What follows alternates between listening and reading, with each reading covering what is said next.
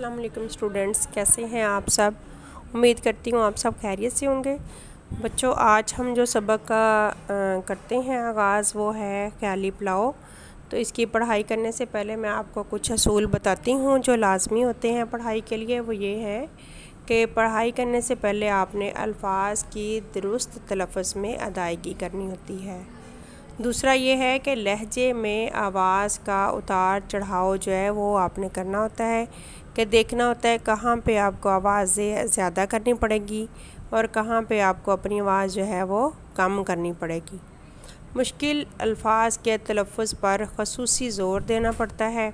इसके अलावा पढ़ाई के दौरान हमने जो अलामात औक़ाफ़ होती हैं जो इसमें इस्तेमाल हो रही होती हैं सबक में, उनका भी हमने ख़ास ख्याल रखना होता है कि वो कौन सी हैं, कहाँ पे ख़त्मा आ रहा है, कहाँ पे सकता है और कौन सी अल्फाज के बाद कौमा और कौन से अल्फाज के बाद निदाइया आ रहा है। ठीक है, इसमें भी मैं आपको जब पढ़ाई करूँगी तो यहाँ पे आपको निदाइया, ख़त्मा और इसके बाद सकता जो है उसकी वजाहत भी साथ साथ कर दूँगी।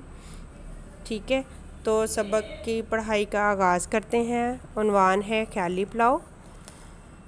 इसके पस मंज़र में अगर देखते हैं तो वो ये लिखा है कि ये जो कहानी अभी मैं आपको बताऊंगी वो है शेख चिल्ली की।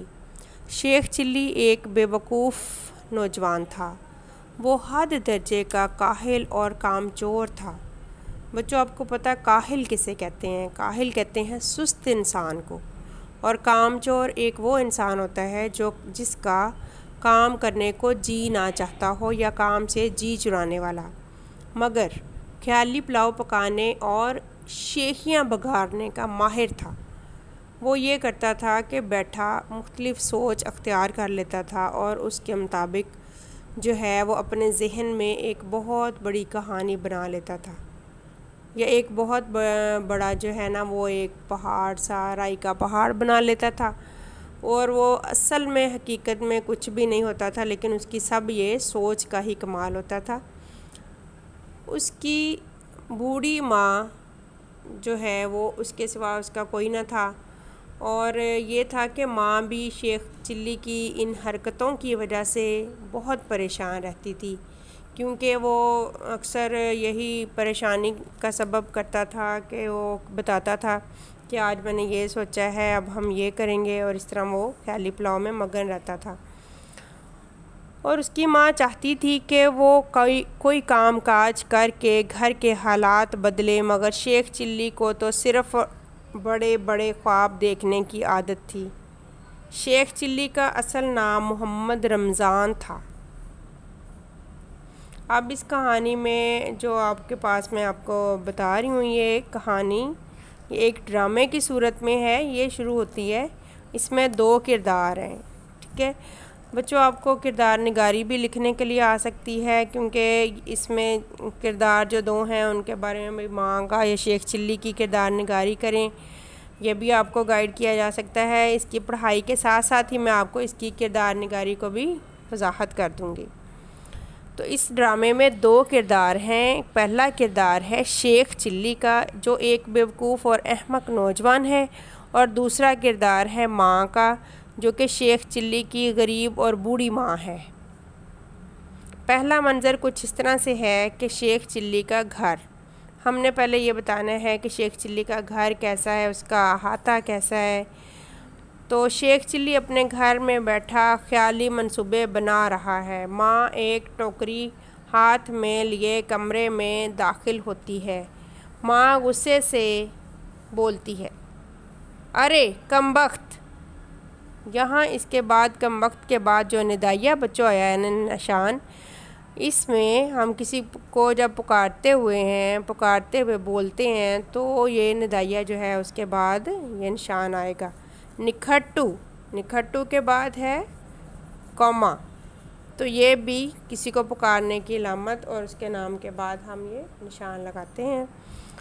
सारा दिन यूं ही घर में पड़ा रहता है, कभी कोई काम काज भी कर लिया कर। शेख चिल्ली मुस्कुराकर बोलता है, नाराज़ क्यों होती हो अम्मी जान? आप देखिएगा एक दिन आएगा जब हर जगह आपके बेटे के चर्चे होंगे। आज जहाँ से आप गुज़रेंगी लोग कहेंगे वो देखो शेख चिल्ली की माँ जा रही है। माँ माथे पर हाथ मारकर। वो तो अब भी कहते हैं कि देखो वो शेख चिल्ली की माँ जा रही है, जिसका बेटा काम का ना काज का, दुश्मन अनाज का। बच्चों, काम का ना काज का, दुश्मन अनाज का, ये मुहावरा है, तो इसका मतलब होता है कि जो कोई काम ना कर पाए, काहिल इंसान, सुस्त इंसान। ठीक है। शेख चिल्ली माँ को दिलासा देते हुए कहता है, अरे अम्मा, आप बिल्कुल फ़िक्र ना करें। सभी बड़े लोगों को पहले तंज का निशाना बनाया जाता है, उनका मजाक उड़ाया जाता है।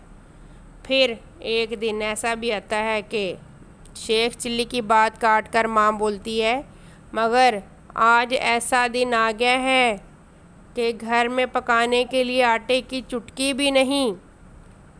बड़ी मुश्किल से मुर्गी के ये दर्जन भरे अंडे जमा किए हैं, इन्हें बाज़ार में बेचकर आओ ताकि कुछ पैसे आएं और खाने पीने का बंदोबस्त हो सके। अंडों की टोकरी शेख चिल्ली को देती है। अब देखें शेख चिल्ली आगे क्या करता है। शेख चिल्ली फर्माबरदारी से हाथ अपना नीचे को करके वो अंडे पकड़ता है माँ से और सर झुका के कहता है, अच्छा अम्मा जान, मैं यूँ गया और यूँ आया। चुटकी बजाकर इशारा करता है और टोकरी से लेकर बाहर निकल जाता है। बच्चों, आपको पता है कि टोकरी में उसके पास अंडे हैं जो उसने बाज़ार में बेचने हैं, और बेचने के बाद उनसे कुछ पैसे मिलेंगे जो अम्मा जी ने अंडे मुर्गियों के जमा किए थे उनके साथ। अब आगे क्या कहानी होती है वो ज़रा आप देखिएगा। जो इस ड्रामे का दूसरा मंज़र शुरू हो जाता है यहाँ पे, वो कुछ इस तरह से है कि शेख चिल्ली रास्ते से गुज़र रहा था कि चलते चलते एक सायादार दरख्त नज़र आया। कुछ देर सस्ताने के लिए, यानी उसको नींद आना शुरू हो गई, वो थक चुका था, तो उसने सोचा कि यहाँ अंडे रख के थोड़ी देर सस्ता लिया जाए। सस्ताने का मतलब गहरी नींद में सोना नहीं होता, बस थोड़ी देर आराम के लिए बैठ जाना होता है। सस्ताने के लिए इसकी छाँव में जा बैठा और हस्बे आदत ख्याली पुलाव पकाने लगा।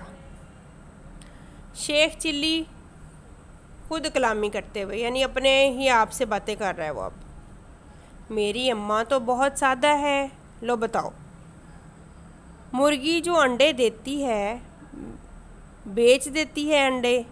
अगर यही अंडे मैं किसी मुर्गी के नीचे रख दूं तो कुछ दिन बाद इनमें से दोबारा चूज़े निकल आएंगे, फिर ये चूज़े मुर्गियां बन जाएंगी और मुर्गियां रोज़ाना दर्जनों अंडे देंगी जो मैं बाज़ार में बेचकर आया करूँगा।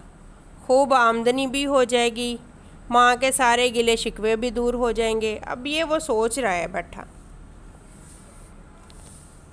कुछ सोच कर उसने ना कहा, नहीं नहीं, मैं सारे अंडे नहीं बेचा करूँगा, कुछ अंडे मुर्गियों के नीचे रख दूँगा और उनसे और चूज़े निकलेंगे,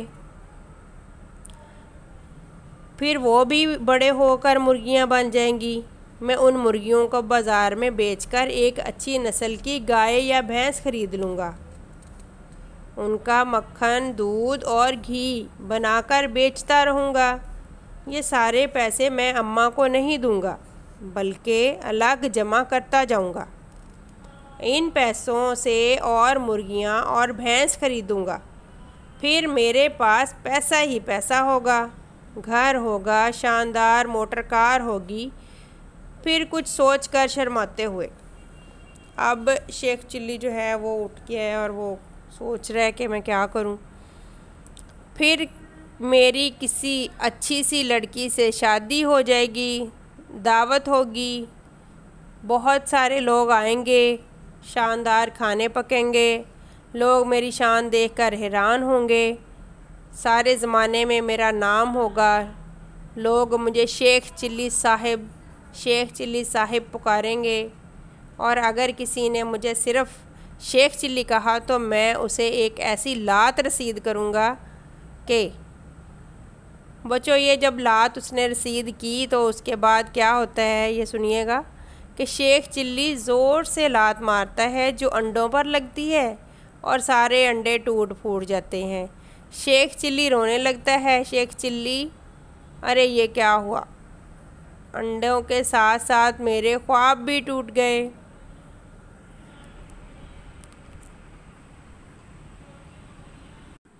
जी तो तालिब इल्म, ये थी पढ़ाई इस सबक की जो हमने अच्छे अल्फाज और तलफ़्फ़ुज़ से की, बेहतरीन तलफ़्फ़ुज़ से हो चुकी है। इसमें सवाल नंबर 1 देखते हैं, सरगर्मियाँ।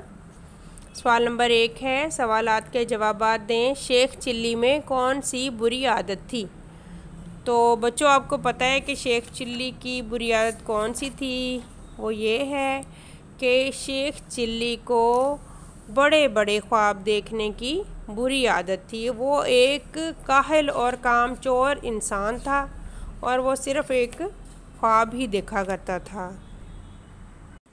सवाल नंबर 2 है, शेख चिल्ली की माँ क्यों परेशान रहती थी?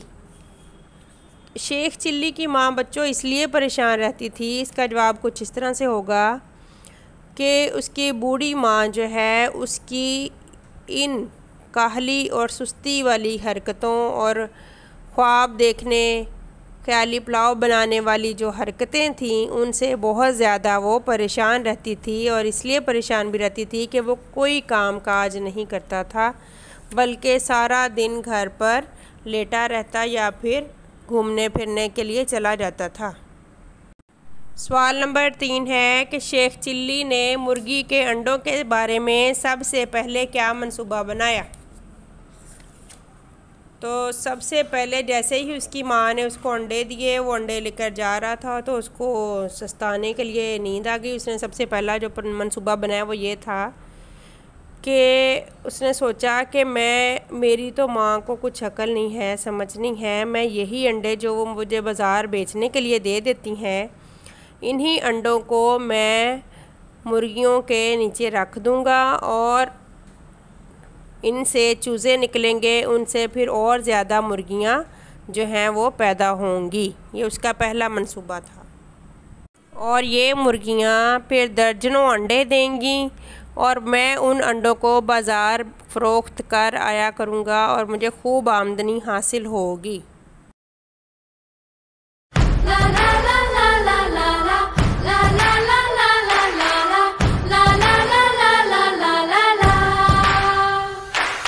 हवा में उड़ना है, पानी